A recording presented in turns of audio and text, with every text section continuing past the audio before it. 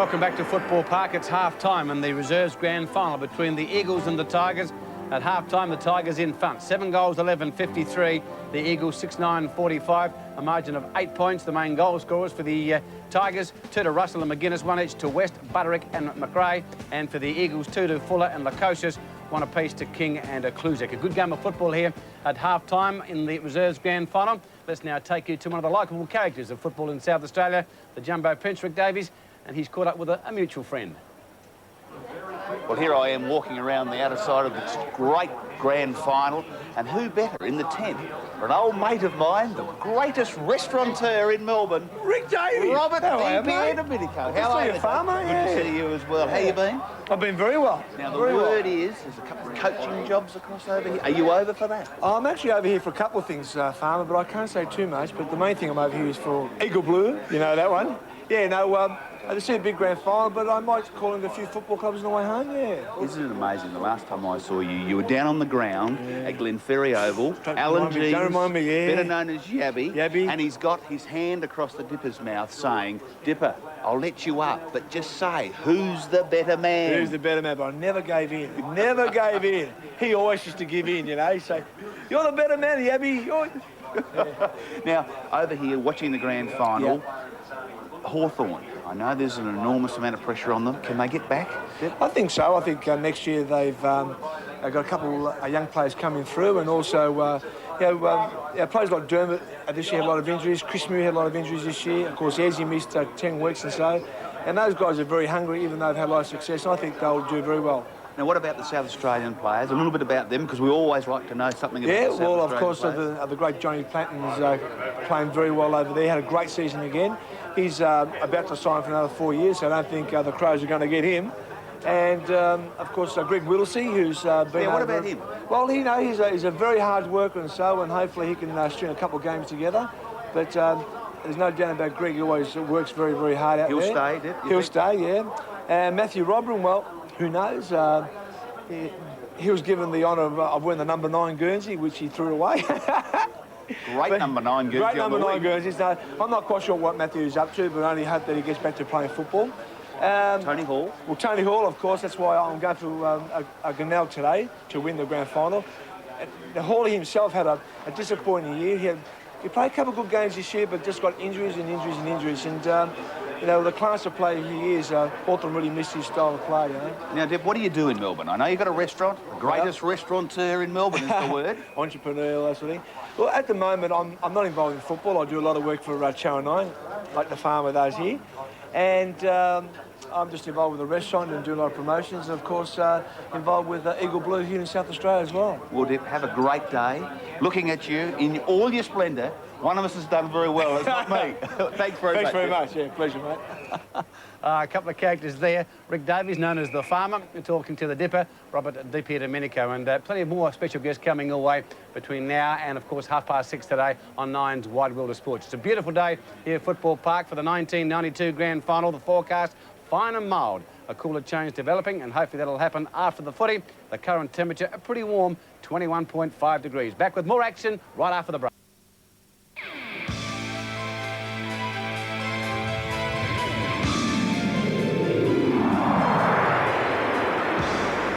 Back to Football Park. Join me now, the farmer. What's this farmer caper, Jumbo? Well, when I first got to Melbourne, they said, you're from the country. It's got to be a farmer.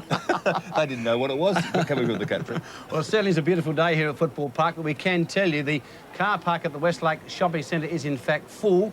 So if you are looking for a car park, we suggest you go to Seaton High, the Seaton High School. There is plenty of room there for parking. Well, Jumbo, the big one promises to be an excellent game of football. The Tigers playing the Magpies, and I guess one could say that the Magpies really this year have had the wood on the Tigers. Yes, well, they certainly have, and you can see there in the Mountain Ride, round 8, Port Adelaide by 26 points, and of course round 17, Port by 17.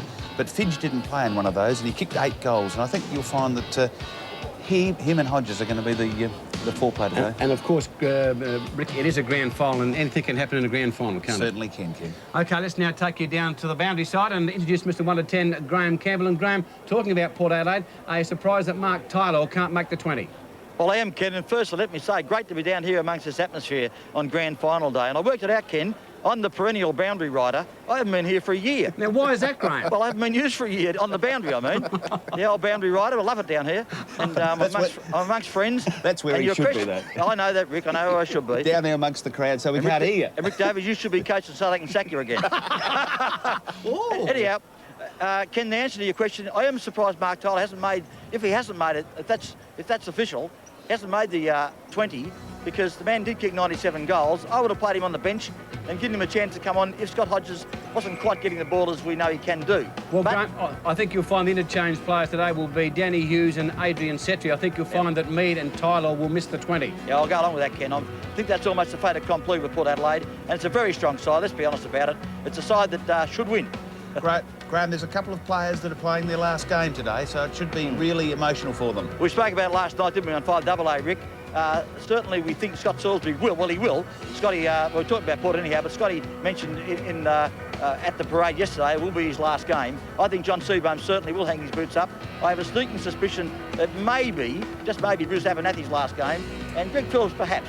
You know, but how do you know? I'm not going to speak on behalf of these players. Now, the Glenelg people, the lineup's on the screen now, apparently. That is a good lineup. It's as good as they can do. There's no question now, with Mark Russell playing in the reserves, that, of course, Rod Jabson comes into the side. He'll play in a forward pocket, leaving David Marshall in the centre, and young Rubinick will play on a wing, Ken. You'll be pleased with that. Well, I am, Graham. I thought his performance last week was outstanding when he came onto the ground. I'm not at all surprised that they've kept Grant Rubinick in that team. His form last week was outstanding. You're spot on, and he deserved to be in the 20. And I think, as I just stated, he'll be on the wing, and good stuff. So it's look, two very even teams. I've been asked now to give my footy punt selection. I will say this. It's a safe bet usually going for the side that won the second semi. In this case, that's Port Adelaide. Let's say a tight game. The last 10 minutes might find the Bays out, having played every week of this final series. They'll get tired legs. Port Adelaide by 1 to 10, folks. OK, that's Mr. Footy Bay's an amazing man, isn't he? 1 to 10. He really is. OK, let's now take you to our roving reporter. Here's Rocky Roberts. Well, as usual, there's plenty happening in the car park, barbecues galore, and I don't know whether many of these people will actually see the end of the day. There's plenty of West End spirits and other things here. But Anakin, well, there's plenty of Bay supporters around here. Who are you with? Bays. The Bays. You reckon they'll get up? Sure do. How long have you been barracking for them? Long enough. Is this a traditional thing in the car park before every game? We stick it out every year. And you'll be back here afterwards? Yep. And on the champagne? Oh, no, lemonade. Oh, yeah. I'm driving. Keep those sunglasses on, you might be able to fool the police.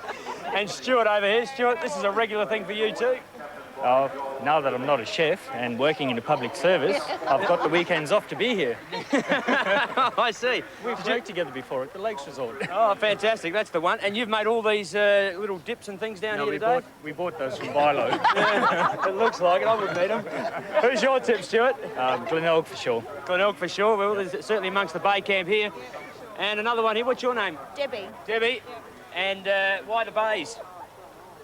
They've just always been the Bays, that's it. You've had plenty of disappointments. They've played in plenty and haven't won many. Is that a bit of a collie wobble about you, is it? We're used to it. You're used to it? Yeah, we can What, celebrate. used to losing? Or? Yeah. We just like to celebrate, yeah. And you'll be back out here afterwards, indeed. And finally, with the Eagle Blue, West End are getting a nice pump up here today. They are, aren't they? What's your name? Robert. Robert, who are you barracking today for, Robert? Well, I follow South, but today I think the Bays will win. Well, you guys had a disappointing year, and why Port Adelaide today? No, the Bays today. Oh, yeah. you're just going along with everyone else to get a free drink, obviously. I think Fidge will kick about 10 today. If he kicks straight, and then they'll win. All right, well, it seems that we've got an absolute consensus at the Tigers here, and I think we might get off here and have a beer, I think. Merv, welcome to the Footy Show. Back in South Australia for a short stay. Thanks, David. Yes, a great day and looking forward to the game of football. Now, it surprises me. It's been 4 long years since you didn't continue as the Sturt coach. What have you been doing in the meantime? Well, it's been 4 short years, actually, David. The time's just flown. But I've been at Essendon coaching, assistant coach there to Kevin Sheedy for 3 years. And we had a bit of success there, got into the finals. And this year coaching, or working with the AFL, coaching an under-18 competition, preparing boys actually for the AFL draft. So that's going quite well. And we're in the grand final last week at the MCG, which is terrific for the boys. Now, the fact that you're back in South Australia at this time of year, does that mean that you're on the hunt for a South Australian coaching job? Is that what you've come for? I think the main thing here today is just a little bit of relaxation after the season. But naturally, you know, always on the lookout if there's any senior jobs available. Well, let's put it straight on you. Have you applied for any jobs? Have you spoken with the Eagles, for instance? They've got a vacant coaching job. No, I haven't. No, I haven't spoken to the Eagles. Do you want to? Well, you know, if the opportunity was there, but I suppose you know more that's happening down at the Eagles than I do, don't you, David? Merv, just covering what happened mid-season, there was a letter that you wrote to Roger Lloyd at the Sturt Footy Club. Can you tell us what prompted you to write that letter? Well, I think the first thing that really prompted me was that I've got a great feeling and respect and love of the Sturt Football Club, and just to see the way things are going, we're 4 years sort of really at the bottom of the table and things not appearing to get any better. I just felt it was time that someone had something to say and ask a few questions and state a few facts and just really see whether we could get some answers and get the club going again, rather than saying that things are 100% okay, when in fact, you know, that the history shows and the record shows that things aren't right. I really believe that you know, some changes have got to occur, and that's not necessarily changing coaches. Well, would you coach Sturt Football Club again if they offered you the job? Well, that's a very hypothetical one, David. But, you know, as I said, I had my best time in football at the Sturt Footy Club. There's no doubt about that. And we were on a roll and things were going quite well. If and when the opportunity ever come up, sure, we'd have to look at it. And have you had any feedback from that letter? Not as yet, but I believe that at least the board is looking at it and delving into a few of the facts and the situations that have occurred. Well, Merv, I'm not taking sides, but I know you were a great coach in the end with the Double Blues, and I hope that I know you enjoy South Australia, so I hope you get an opportunity to come back here and coach at league level soon. Terrific, David. Thanks very much. David Mackay there talking to former Sturt coach Mervyn Kane. And Jumbo, do you think he'll get a job here in Adelaide? I know he wants one desperately. Well, I suppose you've got to look at it. Mervyn, obviously by his own admission, had a very good 4 years at Sturt. He got into the 5 the last year and a lot of emotion. I suppose I can say a little bit about that because I was the man to replace him. But he's done a fair bit with Essendon, and I suppose you've got to look at all coaches that have got a little bit of experience. North Adelaide, of course, they've jumped out and got a rookie. Great player, Darryl Hart, and he should do well out there. And Torrens, well, you know as well as I do, I think Bruce Winter is a Monty, and I think the Rock's got a bit of a chance out at the Eagles, Ken. Yes, it's certainly a very interesting situation with the coaching. But back here at Football Park, half-time in the 1992 Reserves Grand Final. Glenelg 7-11 lead the Eagles 6-9. Conditions magnificent. Chris Melican on your screen, the Glenelg ruckman, Tricoola for the Eagles, and a half of football remaining. And who will win the Reserves Grand Final? Well, in about 60 minutes, we'll know the answer to that particular question. As the umpire puts the football down, the two big men collide. Tricoola, into the centre it goes. Players working hard. McEnany with the football. Kicks around his body towards centre half forward. In there is Craig Elias. Paddles the ball. Goes in the second time. Held on by Fuller. But the umpire will call for a bounce. Ken, I thought you were asking my selection there as Mr. Footy Punt. Who'll win this game? Eagles by 1-10. Thank you, Graham. Surprising, Rick, that Graham's gone from 1-10. You can't believe it, can you, Ken, as the ball goes down. Glenelg get the player away. Tony Simons is amazing today, Ken, that a couple of the former league players haven't done a lot, have they? And they just seem to be, you know, pretty well out of the game. There it is, Tricoola punches the ball out to the outer side. Mead tries to punch it away. The Eagles, they're fighting very, very hard. Brett Dean, I thought he was brilliant in the first half. The ball goes out on the outer side, just in front of the St James signs, and there he is.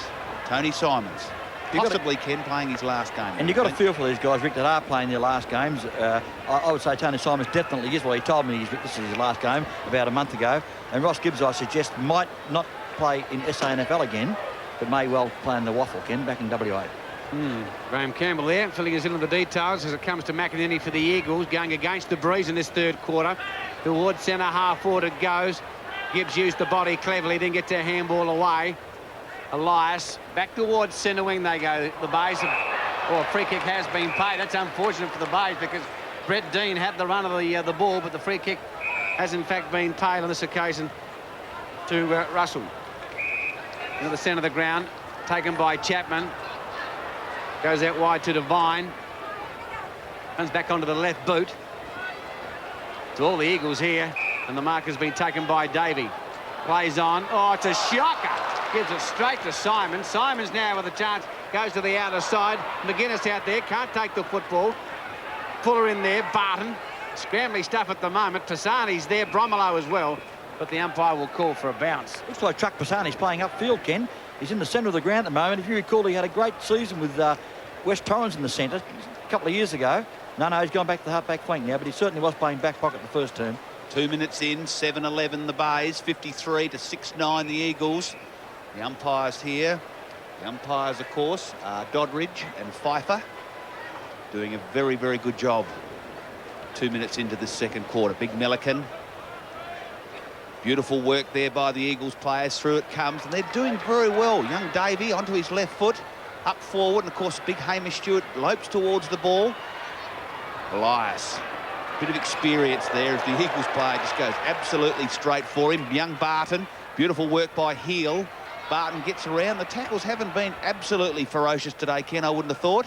But every time the ball comes into the half-forward line, the Eagles just seem to be settling okay. Chaplin, he goes up forward to Lukosius. He's played pretty well in that second quarter. He wastes no time, but look where he's kicked it. Straight to Gibbs, but unfortunately it bounces away from that player. Gibbs on his last legs. Oh no, over the top. Good hard work by the Bays. Trying to get the ball out. It's not pretty footy. Milliken, he gets out to Simons. Simons to Brett Dean, who I think's the best man on the ground. Almost makes a mistake. Over it goes to young McGuinness. Looks down. Good work by the young fella. Puts the ball out in front. And unfortunately for the Glenelg, Spear is in front. Jason Spear comes back towards the centre wing. And the mark has been taken here by Devine. Oh, it goes back to Spear. That could be dangerous. In fact, it is. The free kick paid to advantage. The Bay should capitalise now. McRae with a chance onto that boot. Puts it up into the breeze. It's going into the square. Back there is Russell. Can't take the mark. And the ball goes through for a minor score. So the Bay's going with the breeze.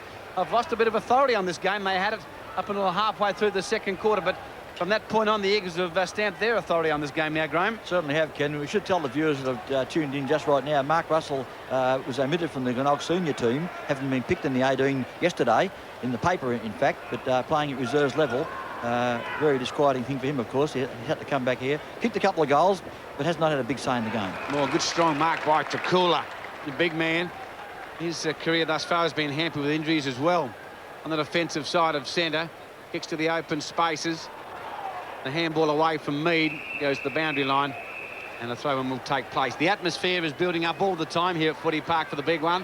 The 1992 grand final, you'll see it live on Nine's Wide World of Sports. Weather conditions magnificent. The scene is set for an absolute belter of a game. Bakula, taken by Ango. The kick is smothered. McGuinness. Simons now with a chance. To Russell, strong mark, good mark on that occasion by Russell.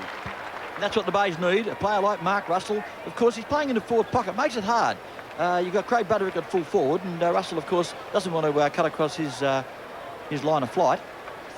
And he's having his sixth kick and going for his third goal. He hangs it up, and he has missed it. Well, that's a bad miss by Mark Russell, a renowned goal kicker up top in the senior team for most of the year. And as I said, coming back, a very disappointed player, no doubt. He's got to shrug that off and just give his best, which I no doubt he is trying to do. Disappointing effort there by Russell. Should have finished that play off. They can't afford. They've already got 13 points. Jason Spear, good player, left footer, goes to the grandstand side. Up goes Kennedy. Should have punched that away then. All over the top there. Tricula's there. Tony Simons. And I think, Ken, you'll find that the experience of Tony Simons and young Heel could put Glenelg in a very good position if they start to get hold of the ball, punching the ball up forward. Umpire puts it down. Seem a little bit tired already, trying to bring the ball out. There's no question that the Eagles are really pushing the ball out. Coming out, Big Milliken lopes towards him. This fella's done a treat in the second quarter. Big Lukosius, Hamish Stewart, sixth mark. But there it is. Oh, bad effort there. Oh, it's stone the Crows. It's nice and scrappy. As soon as Simons gets hold of it, he can do something with it, can't he, Ken? Pushes the ball forward. Good effort there by the Eagles. They seem to be doing pretty well. McEnany, Jason Ziller, over to Ronnie Fuller. Ronnie Fuller, he'll put it to advantage. Goes down, Kluzik. Good work. Can he finish the play off? Yes, he can. What a magnificent bit of play. I'll get this round, you get the next. I've heard about your little stunts. Thanks, Dipper. I'll have an eagle blue. Make that too, thanks, love. That's not a bad beer for a light. Light, hey? Could have fooled me. But don't think you're going to trick me into buying the next round. Sorry? I said, don't think you're going to trick me. For goodness sake, speak up, will you? Mate, I'm shouting. Thought you'd never asked, Dipper. Thanks, Marshy. Eagle blue. Don't mind if I do. Back in the middle, the Eagles now. Very handy goal against the breeze. The Bays will have to lift their work rate if they're going to win this grand final. Kicked off the ground by Madigan. In heavy work there, Tricoola again. Taken by Zella towards centre half forward. Coming out there is Angove. The Bays haven't used the football since halfway through that second quarter when the Eagles took control of the game. Oh, good mark, almost taken that occasion by Melican. Offhands it goes to Barton. Has a bounce. Will go over the top. McRae, oh, it's a poor option. Puts the Bay player under plenty of pressure. Russell appeals for the free kick. Pisani, tackled by McRae. They get out superbly, the Eagles, out of defence. McEnany, and away they go. Zilla towards the centre wing. Tobias with a chance. Bromelo, the tackler. Fuller now starting to use his experience. The Eagles look good at the moment. Go short towards centre half forward. Off hands, taken by Tobias again. Kicks up towards full forward. Almost into the square of the pocket. Heavy body work and the ball goes through for a minor score. Yes, it has. The umpire signals. It's a point to the Eagles. Yeah, I figure that young McEnany, Paul McEnany, was trying to con the umpire and letting the ball stay in play. The goal umpire was in a good position, was having none of that. 1 point only, the minor score. But by gee, the Eagles are looking dangerous, Ken. No question about that. Kicking into the breeze, only 4 points down, 3 points down, in fact. The game's there to be won now by the Eagle combination. Certainly makes scoring at both ends, Ken, in the grand final between the main game. Both sides will be able to score both ends. In comes Gibbs. He kicks a magnificent play down into the centre of the ground. I think the Eagles, they're getting in after the ball. They're trying to make sure that every ball's a winner. Good tackle there by the McIntosh. Here's the star, Big Lukosius. Tobias, he's done everything right. Young Zilla, he's everywhere at this particular point of time. I think it's young Zilla, yes, there he is, the McGarry medal, the second medal winner. He's about 45 metres out. At 9 and 6. Number 56 puts the ball right up into the square. A lovely kick. Can it go through? No, front position. You can see the Eagles, they're all over the place. McEnany pushes the ball through for it. No, I think it's young King pushes it through for a point. Yes, gee, it had goal written all over it, that when King retained possession at the front of the pack, roving as the front of the pack support player should do, but just couldn't quite get the ball through the big sticks. 1 point is a handy score anyhow. Melican, the long handball, the Barton. Look, leg grab at the base at the moment. Barton has the bounce. Centre wing, up towards half forward it goes. Jimmy West. Can't do much with the football. Kennedy played well there in defence. The handball's not good, but they got two options there. Hannum comes away with it. Into the centre wing spot. Oh, Campbell Flower went without the footy. That's not good stuff at all. Tobias. Back to, on that occasion, King. Over towards McEnany. McEnany towards goal. Has he kicked it? I think he's missed. He has. Only a minor score to the Eagles, but they are peppering the goals, Graham. Oh, that would have really sunk the Bays. I reckon the goal then, Ken. Would have put the Eagles in front for the first time in the match, if you don't mind. And they've slowly but surely whittled back this lead of the Bays, whereas now they're very, very dangerous. And the Bays are staring at coming in behind at three-quarter time, the way things are shaping. Young Brett Dean brings the ball in from the centre of the ground, looking down the ground for big Jimmy West, and he lopes towards the play. Russell tries to protect him there. Runs the ball out of the right in the forward pocket. Glenelg going with, I would have thought, a 5-goal breeze. 11 minutes into this third quarter. The Eagles 7-12-54, Glenelg 7-13, so there's only a point in it. The Bays want to get a bit of a wriggle on here in this third quarter because they are kicking with a 5-goal breeze. The big fella there in Tricoola gets the ball over. Young Barton's right underneath the ball. And Lukosius lets the ball go out. Oh, gee, that number 34 for the Eagles is living life dangerously. Oh, I don't want to reiterate that, but what he did then wasn't on. And could have easily got a 50-metre penalty downfield or been reported.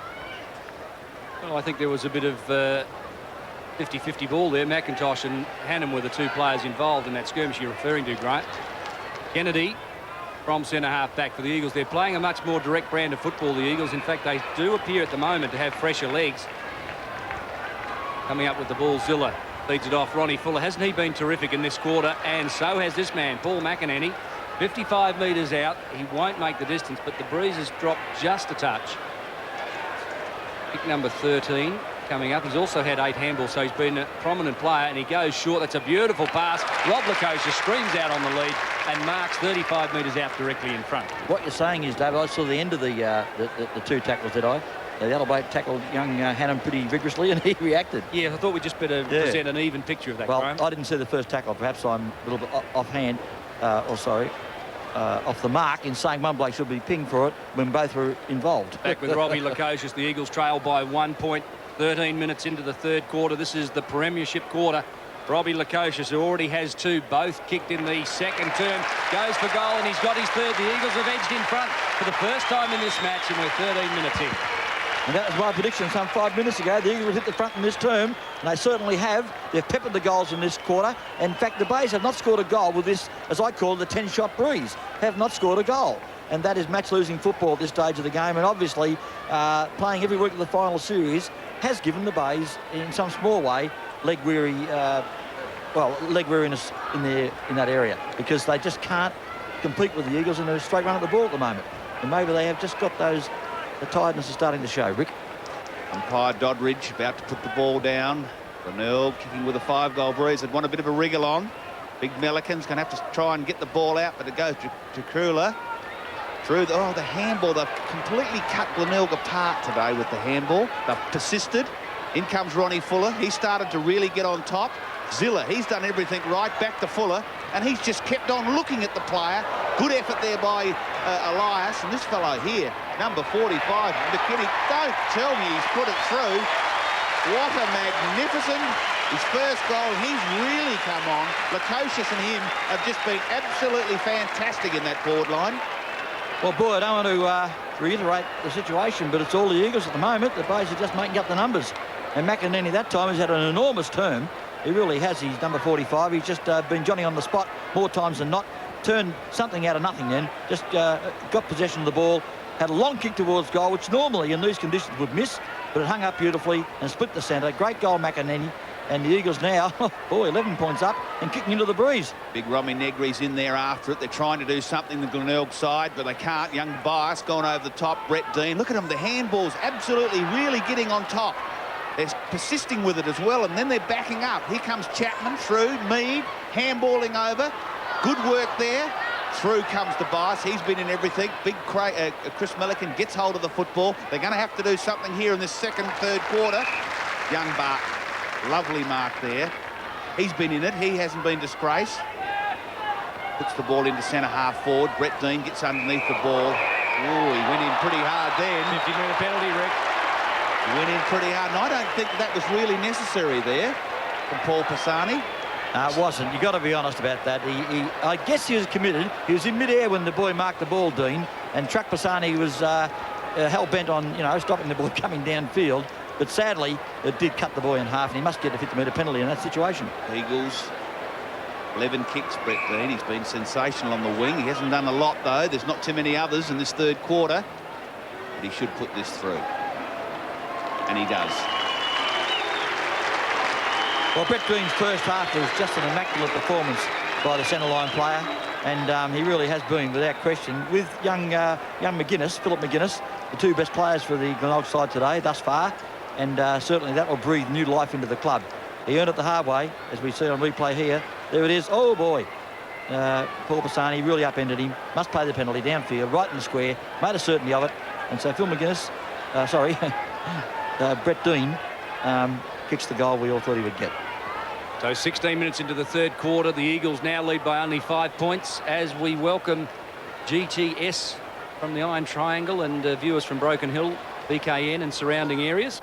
This live telecast of the 1992 Reserves Grand Final. Will be with us, of course, all day, and we hope that the action in this afternoon's match will be as good as this game as McIntosh comes out of the centre. They've hit the front. Again, the Tigers, so McIntosh, it ran nicely for him, and Glenelg back in front. And Sean Hannum is gone. He's definitely done a calf muscle trying to run for that ball, and I think he might come off. It could be a cramp, but nonetheless, I just got a feeling the way he pulled up like he was shot, like a horse stops sometimes in a race when it does a muscle. He's gone, I think, Sean Hannum. Graham, Takula been doing a sensational job in ruck. Now, they put Romy Negri back in there. He's lost the last two, and Glenelg have got the last 2 goals. Well, really, Romy has to play in the ruck if he plays anywhere because he's a hard bloke to place elsewhere on the field. But that goal by McIntosh, as I said, from the previous goal from Dean, breathed new life into the Tigers' cause. They're now a point up, would you believe? Well, it's Big Melican tries to get hold of the ball. I like Dracula in there myself, but they're still getting out. McInerney, he's been absolutely on fire. They're getting in front, the Eagles. They certainly are. They're in fighting hard. Here's Mead trying to get himself clear. Ronnie Fuller, look at the positioning of his body. Always in possession of the ball. Gets a little bit of room. Back to Mead. They're playing with them at the moment, the Eagles. Puts the ball right into the square. Here's a bit of an opportunity, and it goes through. A rushed, but the Eagles are certainly getting in front. They're certainly making sure they get first use of the ball, and they've got a bit of experience across there, David, and they're just giving themselves a bit of room so they can deliver the ball. Yes, I think Ronnie Fuller has added a much better dimension on the half-forward line than he did in centre field where Brett Dean was destroying him. Chapman has been playing in that position. Now McGuinness. We're 18 minutes in, scores are locked away. 9 goals, 13 apiece. As Melican bounds off the outer wing, drives it forward, and the big man's mark, West. Big Jim West, 30 metres out, directly in front. And the big man has marked in front of Hannum.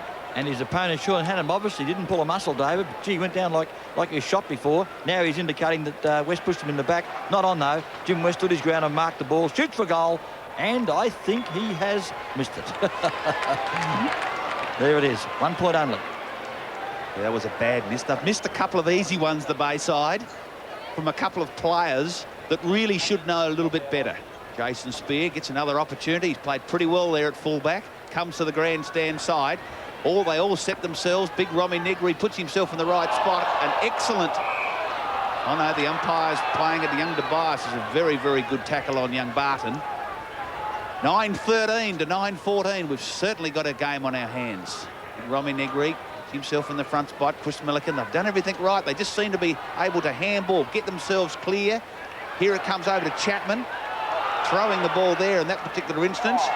Over the ball comes to young Jason Ziller. It goes back to the Lukosius, who's been sensational in this second quarters. Puts the ball down to the half-forward line, and they run it out. Young Ziller's done well. There's a number of players there. Ronnie Fuller's really come into it. McKinney's played a tremendous game in this quarter.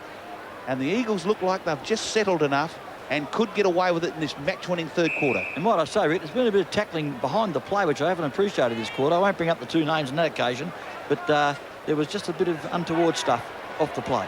Matthew James got it out to Fuller, who distributes to McInerney. He's been playing superb football in this quarter, but the kick is wide of the post. The Eagles 9 goals, 14 again. Match it up with Glenelg. 20 minutes into the third quarter. McInerney's been a vital link man for the Eagles. And running right this term, David. Yes, he has. To the outer side goes the kick from behind. Dean took the fly. Couldn't take charge of the ball. Chapman over the top. Gets off a handball of sorts. Kennedy now feeds it forward. This is King. The kick is short, but just a little bit long for Freeborn. Elias, the big man, booms one out of defence towards the boundary line. Dean will just get a hand to it, and it's across the line for a throw-in. Very good game of football. The Eagles have now got to settle in this third quarter. Scores are level, 9-14, 68 apiece. What a magnificent crowd that's shaping up for the big game this afternoon. Glenelg versus Port Adelaide. Who are we going to go for? I hope the Bays get up themselves, but they're in the gun here. Ball's down to centre half forward. The big guns need to do something here. Tony Simons, get hold of the football, Tony. Come on, he fell down like a packet of crackers there. He's got to get up and do something. You've got to stop about barracking. time. You've got to stop barracking. I know. Getting out to the 55, streaming through. And that is Devine. He's put the ball up, but unfortunately, I think it's big Craig Elias to still the flow. You're going to be barracking for the Bays, Rick. I'll have to start barracking for the Eagles. We've got to try and keep this as a commentary, not a barrack session.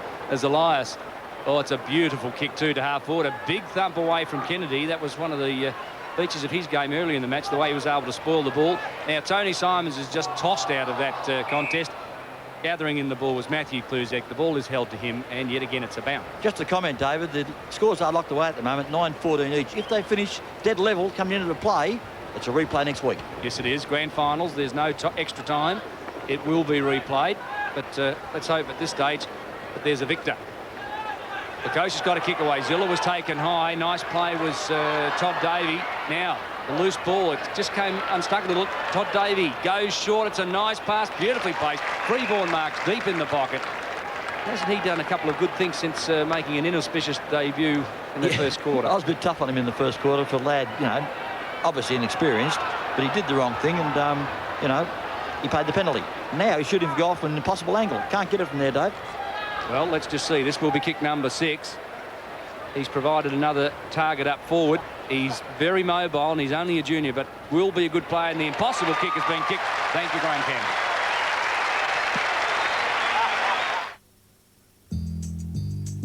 Make a comfortable change with double-breasted suits, $179.95. Trousers from $49.95. Sports coats from $129.95. Business shirts from $19.95. Business suits from $249.95. From Roger David.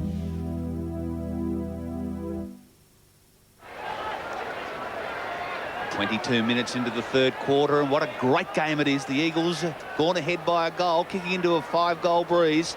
Big Romy Negri. Come on now. Oh, no, I can't. That's exactly right.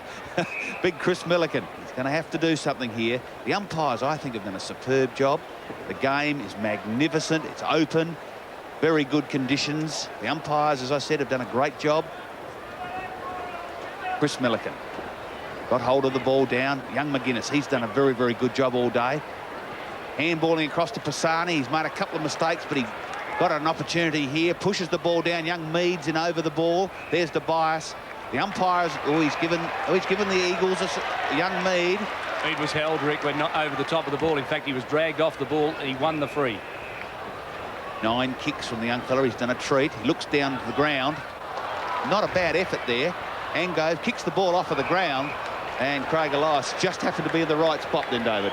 Yes, I would have hated to have thought what would have happened if Lukosius had been in front then. That really wasn't an intelligent kick by Angove. It was desperate defensive work, but just a little lacking in education. Mead on half-forward flank goes short, nicely placed. This is Zilla. He's able to score from here. He lifts the eyes, goes long. It's coming back. Haven't the Eagles had a great quarter? It's another goal. They extend their lead to 12 points. We're just coming into time on of the third quarter. Yes, the little rover, the reserves McGarry medalist, certainly had plenty of time to think about it.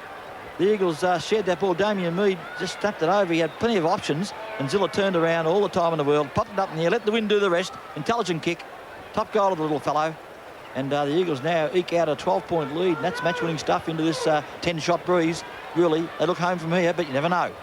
Here he is sucking the air in. He needs it. The Eagles stretched themselves out by a couple of goals.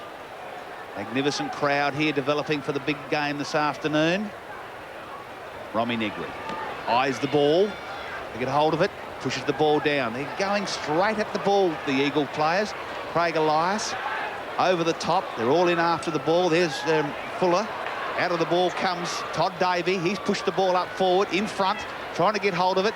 McKinney, he's done a treat the last to Byers. He lets it go. They're trying to get hold of the ball to Mead. Oh, don't tell me he's put it through and the Eagles surge ahead. And just working it out, folks, that's 6 goals into the breeze. And that's match-winning stuff in any man's language. You just can't do better than that. I mean, sometimes if you have 6 shots into the breeze, that's good enough. The Eagles have gone one dimension further than that. They've kicked 6 goals for the term. And the Bays really are looking sick. And I guess, as I said before, it could be a legacy of playing every week in the final series as a build-up for the grand final, whereas the Eagles won the second semi and have had that all-important 13-day rest. And, well, it looks like a fait accompli now. I can't see how the Bays are going to get out of this. They're 3 goals down, and there's some 6 minutes of this quarter to go. Glenelg were all conquering in the first quarter. They started to run out of steam during the second quarter, and I wonder whether this is an omen for Port Adelaide, who have the fresh legs in this afternoon's match. Davey gave away the handball. It was stolen by Barton. The handball forward to Jim West. He gives it off to McRae, caught on the left boot, bends it back towards the goals, but it will bounce just inside the points. And 9 goals, 15 Glenelg. The Eagles 12 goals, 14, 26.5 minutes into the third quarter of this reserves grand final. And I guess you should pay credit, I guess, to the coaching of the Eagles team. They haven't gone defensive this quarter. They've attacked at all cost, and it's paid off. Yes, Bruce Winter's job at the league game at Eagles is looking better every time they kick a goal. Here they go, surging forward. Kennedy eyes over the ball. He's done a pretty good job, the skipper. Horses the ball up along the outer side wing here. Oh, what a magnificent leap there by Elias. Now, he's got his eyes firmly on the ball. He's taken the mark. I disagree with that. I think that was a mark. The mark was on. The new rule is you can interfere with the bloke's back if you actually have your eyes on the ball and take the grab. If you haven't taken the mark, it's a free kick against him. The fact is he took it. Well, while we've been discussing that, Freeborn has made no doubt that he marked that ball. He kicked the goal from a tighter angle than this only 3 or 4 minutes ago. And I think it's fair to say that big Hamish Stewart backed himself in against the smaller man, but the rule of being in the front paid sway. And I said before, he wouldn't kick it from a tighter angle than this, David. I'll keep out of this one. Well, it's not an easy kick, that's for sure, but he's proven that it can be done, but it is difficult.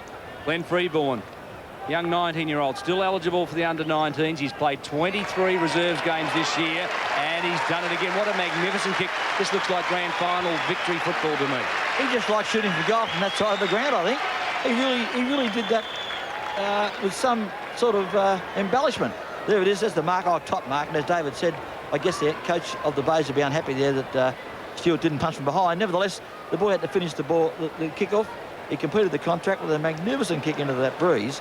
That's his second goal in as many minutes virtually. Oh, no, he kicked the 10th goal and the 12th. And that Freeborn has given something to their forward line this quarter. And as I've said, the Eagles have had an absolutely match-winning turn. 28 minutes into the third quarter. The Eagles lead by 17 points. Big Negri in over the top. There's Chapman. They continue on to push the ball forward. Down to the outer side. Here's Mead. He's been in everything. He's going to run in and kick a goal here. Lines himself up. Looks down the field and, well, you can saw it on your Channel 9 screen there. He's kicked his second. Yeah, the end result was a goal. Ricky certainly made a certainty. Well, he just kept running. And when you do that, benching the ball, no one comes to meet you, they'll say you'll kick the goal. And most of the Bay backline players decided to lay back away from the charging player downfield on the off chance he'd miss, but he didn't oblige. And that really has buried Glenelg, really has. And they're looking sick. They're almost 5 goals down, and they've got to put up with the opposition kicking into a 10-shot breeze the last quarter. Good night, Nurse. Well, it's not good night yet, but it is good football for the Eagles. What can John Seabohm, the coach of the Glenelg reserve side, do? John Seabohm, Sneevick, I beg your pardon. Thank you, Graham. Todd Davey starting to get excited with this Eagles side. Todd Davey goes forward. Freeborn again. This time Hamish Stewart thumps the ball to ground. That was good disciplined football. Now James. Tony Simons claims him. Off it goes. Freeborn again. Did well to control the ball. He did beautifully. Feeds it back to Zilla. Zilla caught one. Now the crowd didn't like it, but there's no 50-metre penalty. And you can see young Freeborn hoping he might get a chance to turn the ball around, have another shot for goal. Would have been his third shot for the quarter from that angle, but he did the unselfish thing and fed the ball off to his little rover, Zilla. Zilla, who has 1 goal, kicked the 11th goal of the game for the Eagles.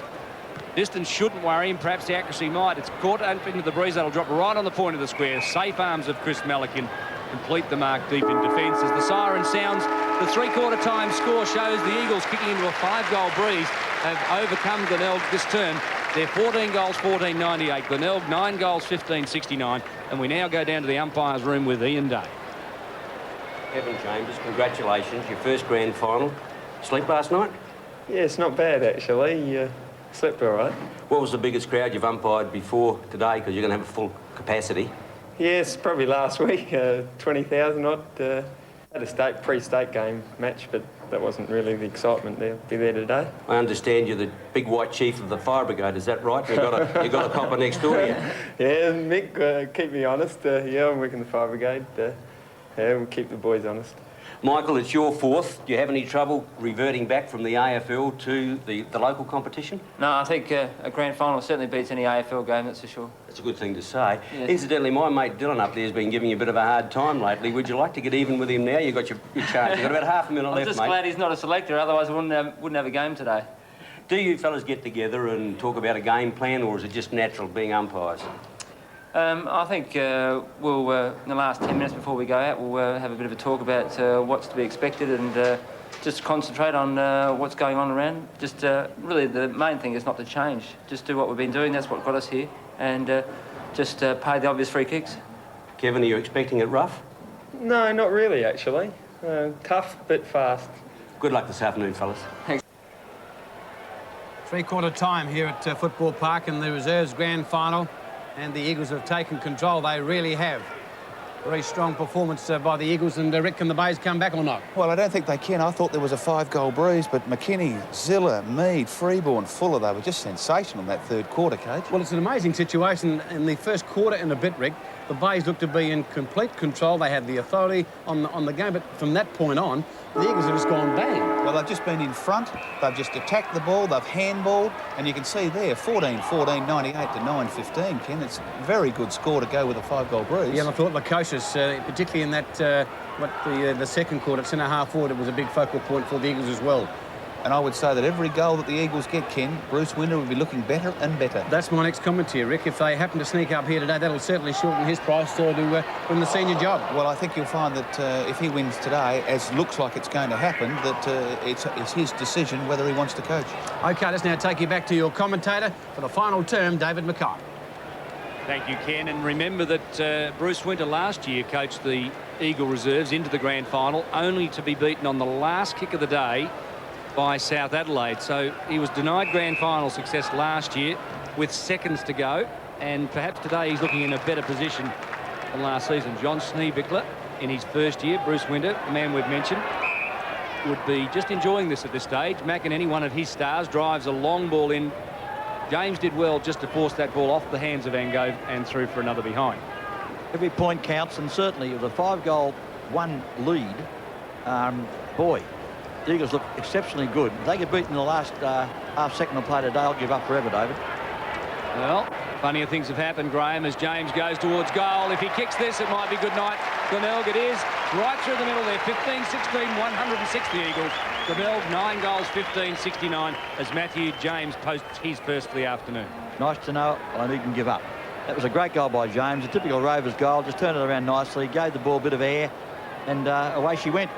And it could be a possession now. The Glenelg side are starting to, well, I said it before, starting to feel leg weary, and there's no question that if they can just sort of battle it out now, they'll be happy. I don't think they would have their thoughts set on winning the match, just saving respectability over the last, 29 minutes of play. 15-16, 106 to 9-15. Glenelg, they're going to have to do something, just something. Get the ball forward. Up they go. Cooler. Get anywhere near it at that particular point of time. McKinney, Chaplin, he's done everything right. Let's just hope the Eagles can keep on running hard at the ball, which they've been doing. Young young Simon Hill, he's done a treat today all day. Young Brett Dean, he's been in and out of the play. What he has got hold of.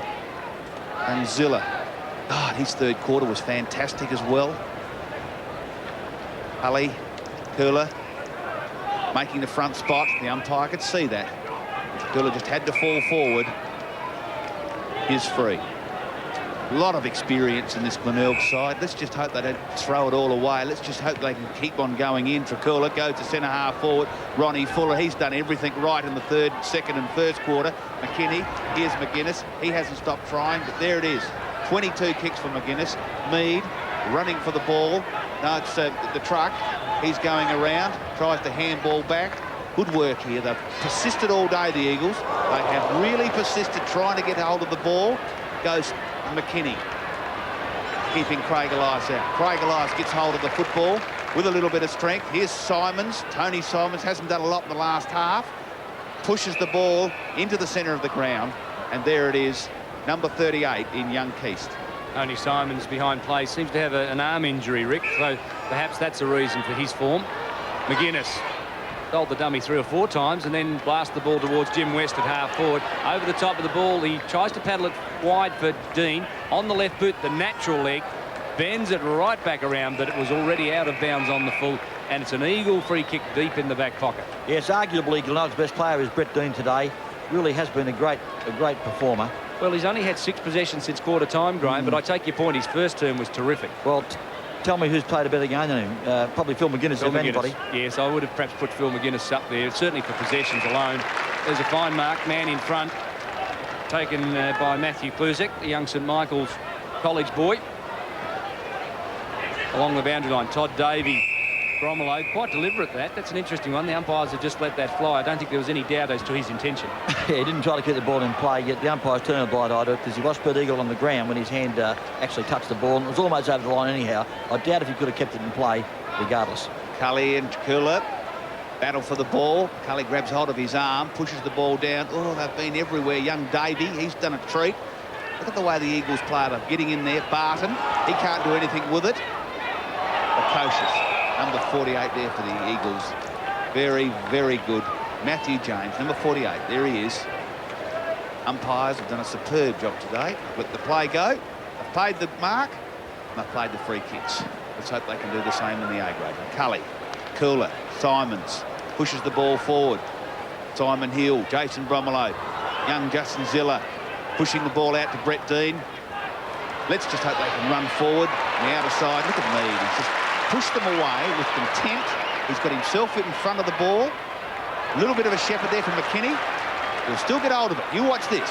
Round the play, onto his left, puts the ball, but unfortunately it's gone straight to Craig Elias.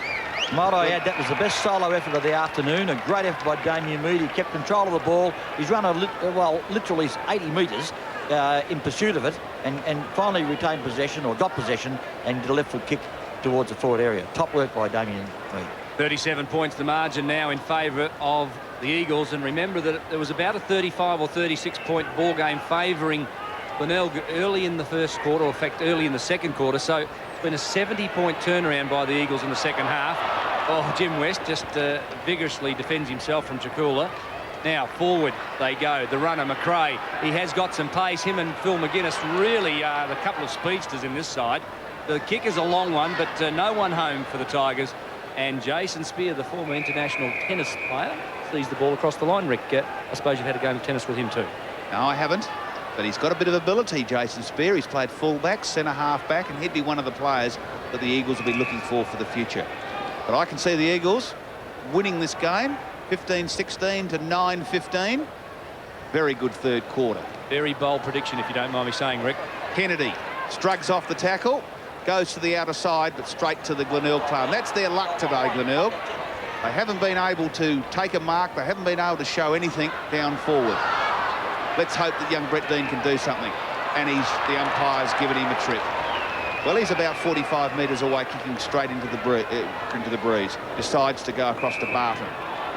I don't think he's any further closer to the goals. Well, really, Rick, he's not, because his left foot curve of the ball from that angle would have suited him. He's given Michael Barton, okay, a shot square on, but the distance is no lesser. 14 kicks to young Barton, and he's put it through.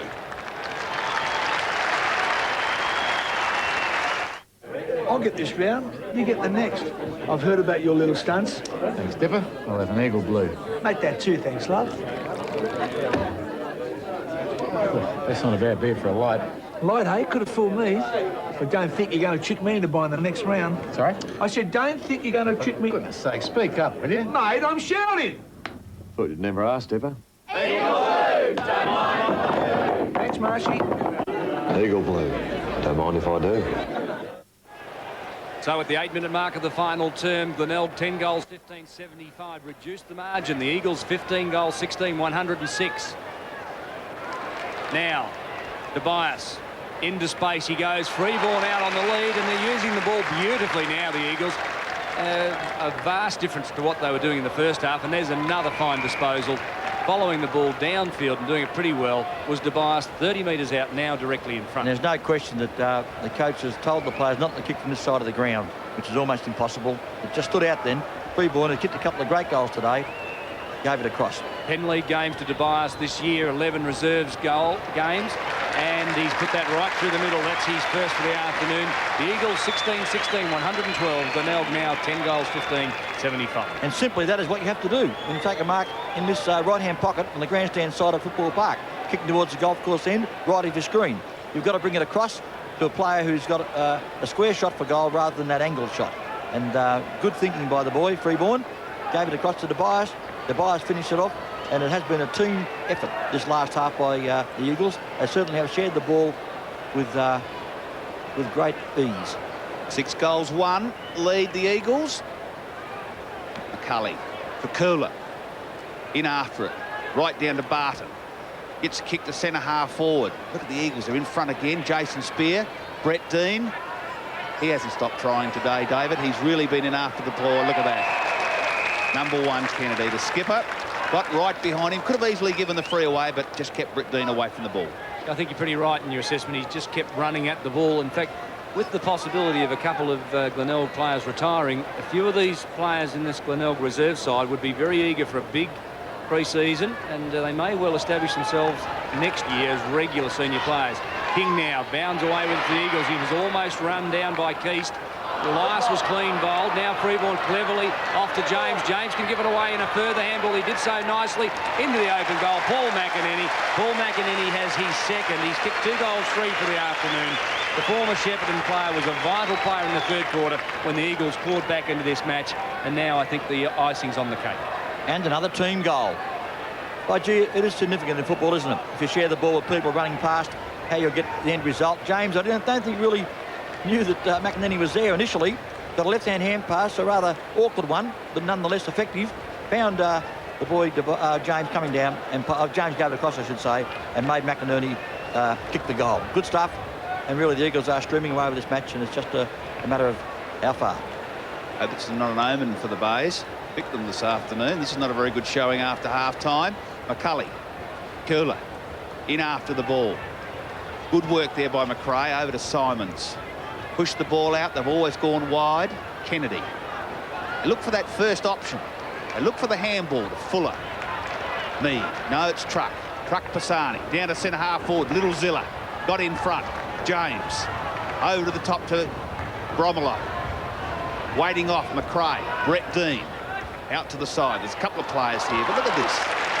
They haven't been able to get past half forward. The Eagles have been in front.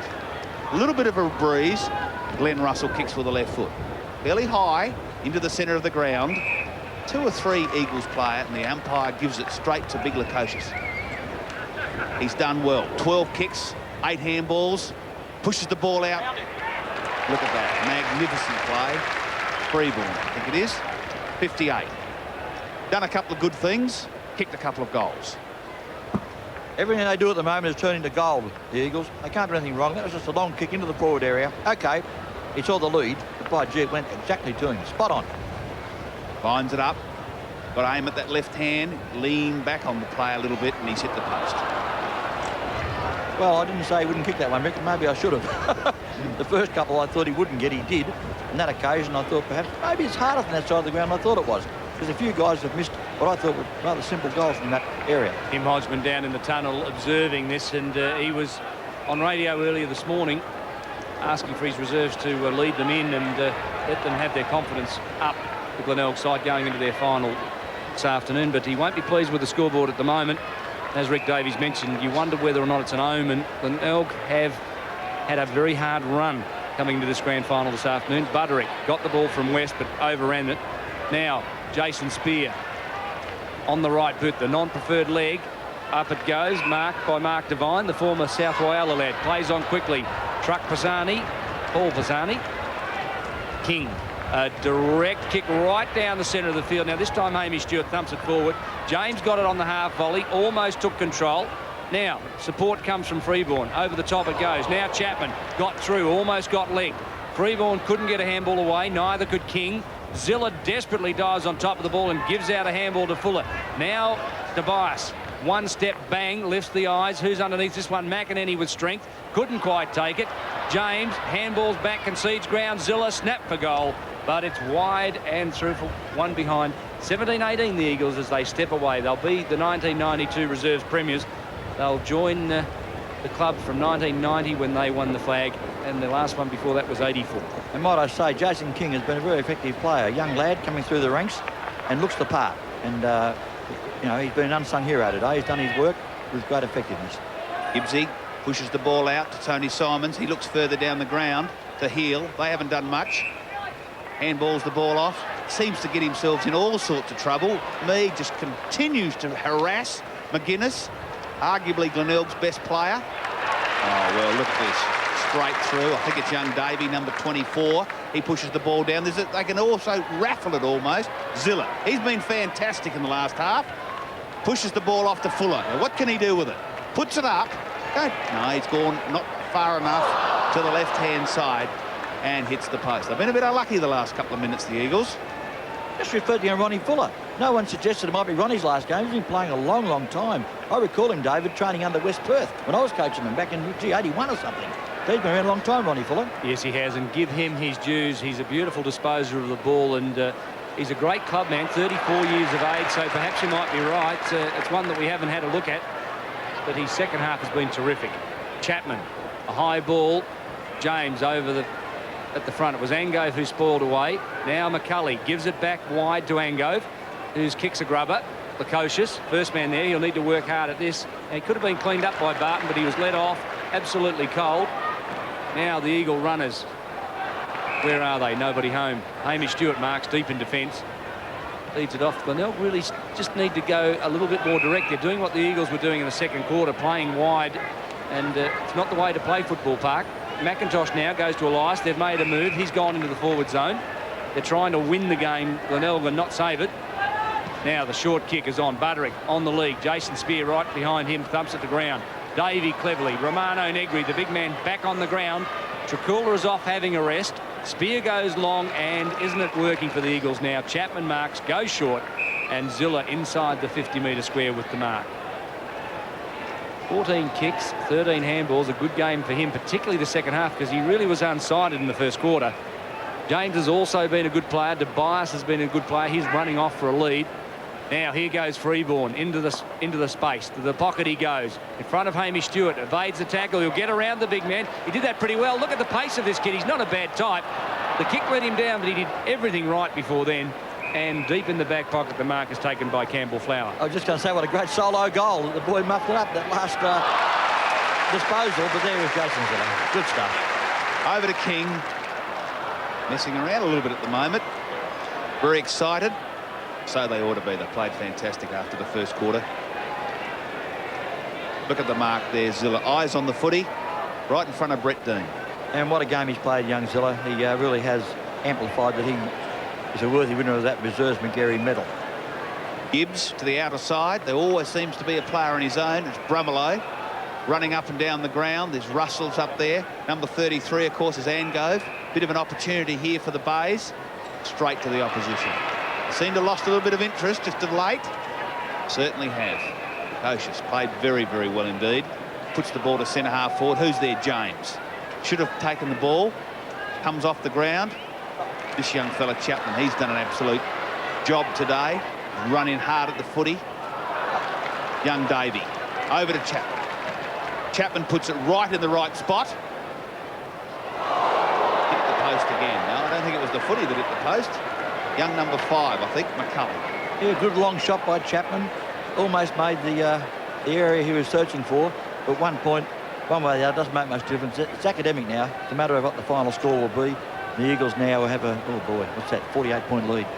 This game coming to you live from GTV9, but also taken by relay to BKN Broken Hill and GDS in the Iron Triangle as the little rover.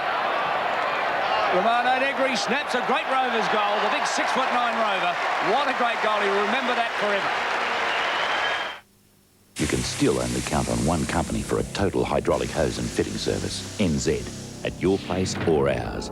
Call us anytime. 24 hours a day, 7 days a week. NZ. The right connection. So, feeling better, are we? Max, I didn't think you liked Max Iced Coffee. I didn't. New Max Iced Coffee. Sooner or later, you're going to need one.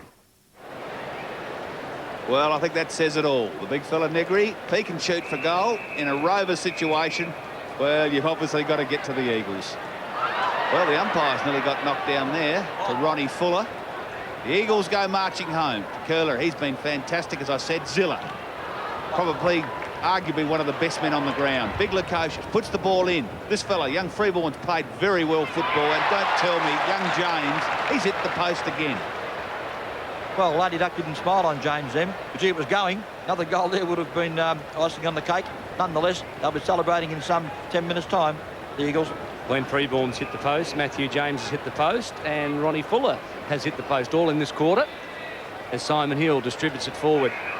Big Jim West feeds it off to the running player. This is Glenn Keast on the outer side. Deep into the pocket he goes. The target was Elias. On the half volley, bends it back, snapping for goal, but it's out of bounds on the full. And yet again, an Eagle free kick. Eagle supporters roar with approval. Don't they love seeing an opposition player kick the ball out on the full, as poor old Craig Elias did then? Well, Bruce Winter knows a little bit about grand finals. He played in the 74 premiership success with you, Rick, I think, at Sturt. And also played in a couple with Norwood in 82 and 84. He lost last year's reserves grand final as a coach, but he'll be victorious today. Tremendous triumph for him. Tony Simons now goes short. Jason Spear at the back of the pack. Barton almost got through. Clever work was done there by Glenn Russell. Now finally it finishes back with Russell. Who was that? Stewie McCulley couldn't quite control it. Again, Russell getting plenty of possessions. Chapman now short. The 6'9" Rover. Off he goes again. Big Romano Negri, to the applause of the crowd. He'd enjoy that too, Big Romy. Now King. The little men have just been sensational for the Eagles. Over the top of that ball was Matthew Kluzik. Now finally it came out from Campbell Flower. Ends up out there with Heel. Short. Glenn Keast. Ronnie Fuller spoiled. And if it is Ron Fuller's last game, what a great finish for his career. Been a tremendous player for the club, but he may well play on yet. And there he is again, Big Romy Negri. Yes, Romy Negri's come right into it in the last quarter. Hasn't done a lot all day for mine. Thought the big Trakulas played pretty well. This young fella's really impressed me. Leads around, kicks a good goal. The bias. Excellent play by the young fellow. Pros player, 42. He's kicked 1 goal. He's had 14 kicks, 6 handballs. And really, Rick, that was too easy. The bias stood there unmarked for some, well, space of time. And the Bayes is just going through the motions now. Not a very big player, young DeBias. Very quick, very skillful. Pros obviously think so. He's been on their list. But an excellent performance. And that's his 2nd goal for the afternoon, DeBias. Looming up there in the forward pocket. I guess his opponent, I'm trying to work out who was actually on him. It appears number 40 of Glenelg was his... Campbell Flower was back there on him. But gee whiz, he was nowhere near him for that moment. No, Ross Gibbs is actually standing DeBias. Yep. Yeah, true. That's Ross Gibbs. Well, maybe it was him at fault. 21 minutes into the last quarter. The Eagles 19-22. The Bays 10-15. Very disappointing after half-time.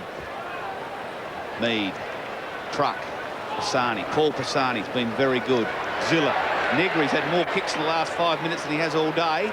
Pushed the ball down. An excellent mark there in the last line of defence by Campbell Flower.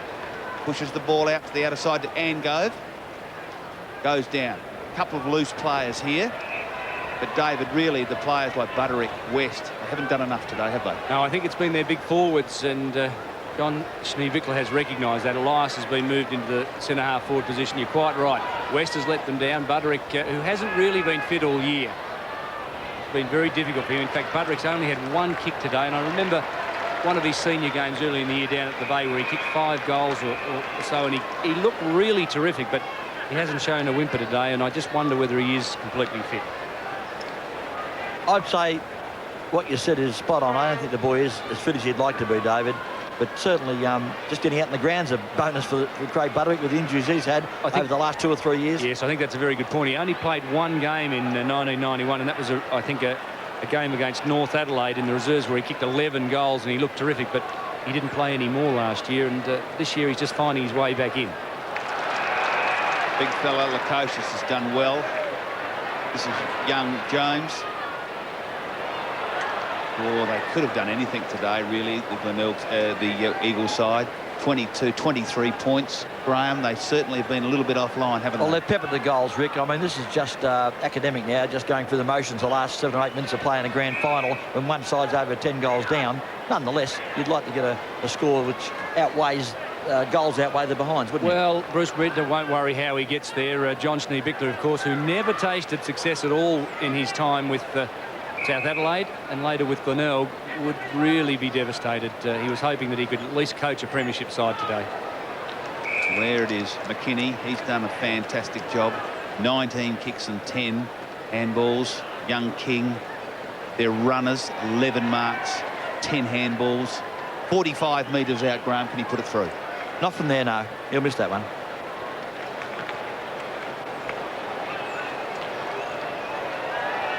Nobody was prepared to say anything, Graham. They were just going to let that just sit in the air and wait for it to land. Dare I say I told you so? Oh, not now. No, it was a rush sort of a kick by the lad. He just sort of took 3 steps and kicked. You've got to go back, as you know, Rick, as a great goal kicker, and give yourself a real chance by aiming the ball at the big sticks and getting the boot right behind it. Yes, well, he's only small, 45 metres. He's run his heart out today, so you can excuse him. Ross Gibbs from the fullback line. Simon Hill, a very balanced and talented player, but hasn't ripped this game apart today.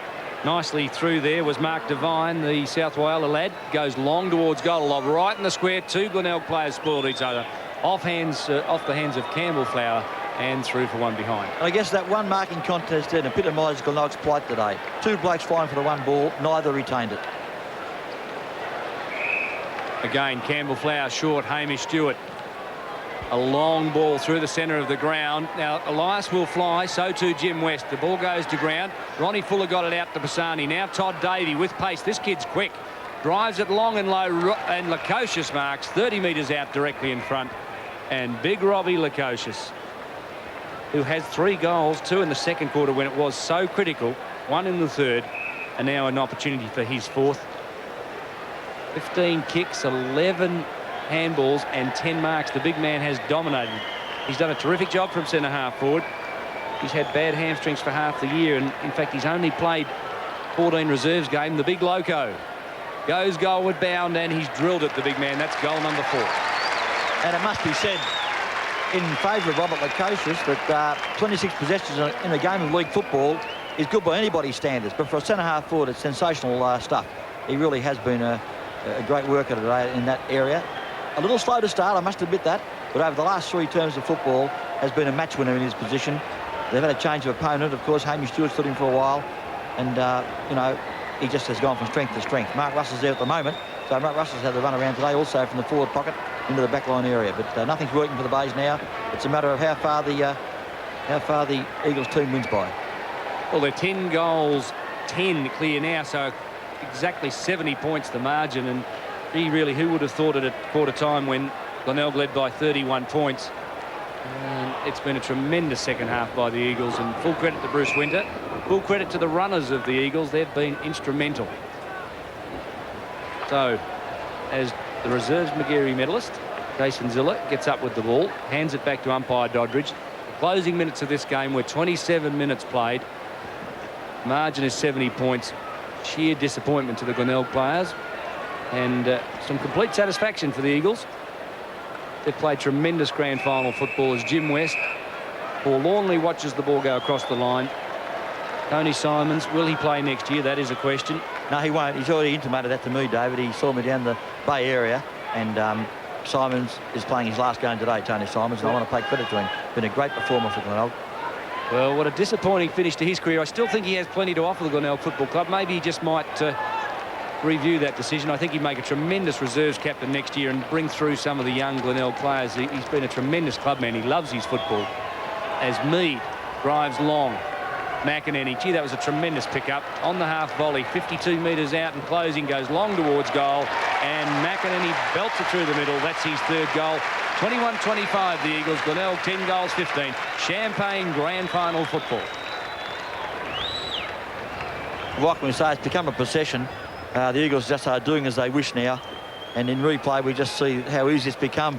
McEnany's been a great player today, arguably their best player. You know, I don't have to think about that one because they've had so many good players, but he certainly has been one of the reasons they've turned this game around from a rather forlorn position in the first term when the Bays had the use of this strong breeze to now an impregnable position where they have to win by plenty, and that means over 11 goals.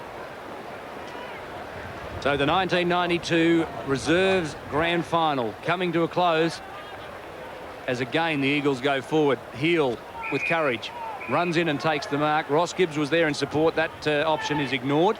Now it's Barton on half-back. Over the top he goes, Brett Dean. Glenelg's 2 best players in the first half. Pisani smothers the handball. Everything going right for the Eagles. Their fans right behind them. And a very good crowd building up here at Football Park for this afternoon's live clash. Glenelg and Port Adelaide. Romano Negri from behind thumped it down. Barton claimed. Kick was high. Truck Pisani thumps it forward. just inside the line. Ronnie Fuller battles it out with Bromelo. Fuller did better. Now claim taken to ground by Stuart McCulley. The ball across the line, and there'll be a throw-in. And McCulley wants to fight. A bit late for that. 34 possessions, Ronnie Fuller. He just lets McGuinness know. I don't think Ronnie will take any rubbish out there. Lukosius, well done. Used his big bulk well. Tony Simon's caught one fair on the forehead. Gee, that would have hurt. He's down behind play, and they do sting, Graham, when you go for a smother and you get hit in the head with a football. No question about that, whether it be the first term or the last term. David, I'm just working out the Eagles' goal scorers. Lukosius 4, McInerney 3, Mead 2, Kluzuk 2, or Kluzuk, Freeborn 2, Fuller 2, and Tobias 2. That's sharing it around. Yes, it is, and that's been the difference in this game, particularly in the second half, where the Eagles blasted on 15 goals, 16 in the second half to overwhelm Glenelg. The final score, the Eagles 21 goals, 25, 151. Glenelg 10 goals, 15, 71. So for the Eagles, Bruce Winter celebrates his first reserves grand final, a tremendous victory to the Eagles.